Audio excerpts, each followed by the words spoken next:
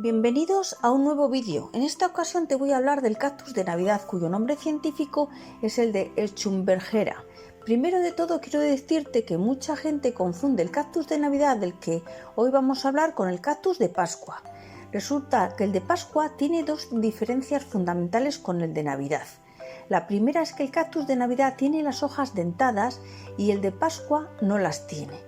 Y la segunda diferencia es que el cactus de Pascua no florece en la época invernal, sino que lo hace en primavera o en marzo o abril, que es cuando celebramos la Pascua de Resurrección.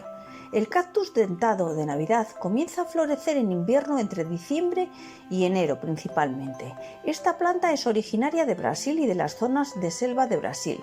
Los cuidados del cactus de Navidad y el cactus de Pascua son muy parecidos, lo único que tienes que adaptarte es que, claro, en unos de Navidad y nos adaptamos a esta época determinada del año, pues para hacerle los cuidados correspondientes, y me refiero para el tema de darles los abonos, fertilizantes, antes de la floración, etc.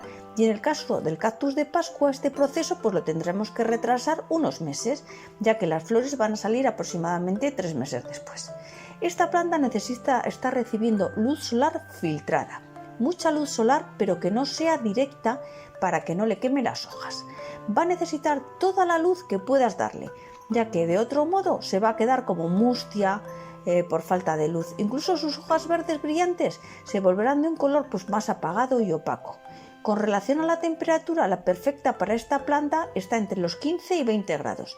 Por debajo de los 15 grados la planta no va a florecer y se marchita. Y si estas temperaturas superan los 30 grados es fácil que se deshidrate.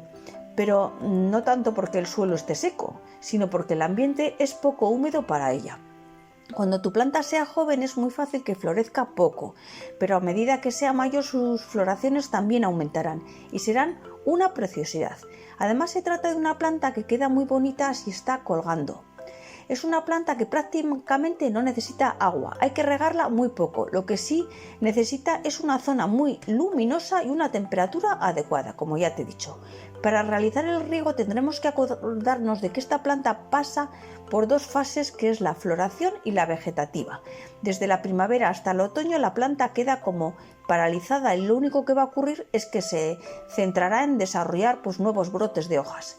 Te darás cuenta enseguida, ya que estas nuevas hojas van a tener un color más clarito. Esto ocurre porque la planta se está preparando para cuando ocurra esa explosión de bonitas flores en diciembre y en enero.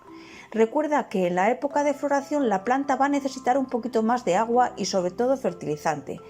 La mejor será fertilizante líquido. Entre riego y riego, la tierra deberá estar seca. Puedes realizar un trasplante cada 2 años después de la floración, más o menos en febrero. Los esquejes de esta planta se hacen con eslabones.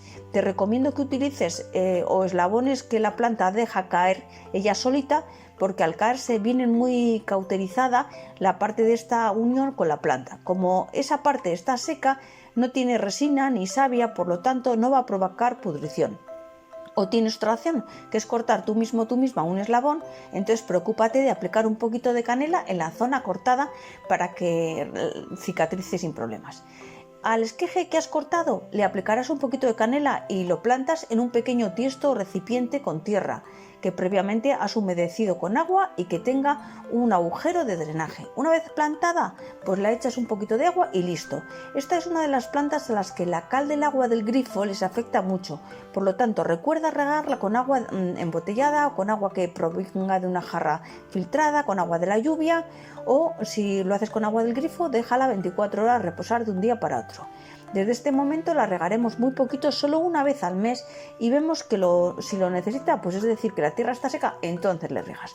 Con relación a las plagas, las que más suelen afectar a esta planta son la cochinilla algodonosa, que se le suele poner en los tallos y entre el tallo y la tierra. Si ves que tu planta la tiene, intenta quitárselo con la ayuda de un algodón.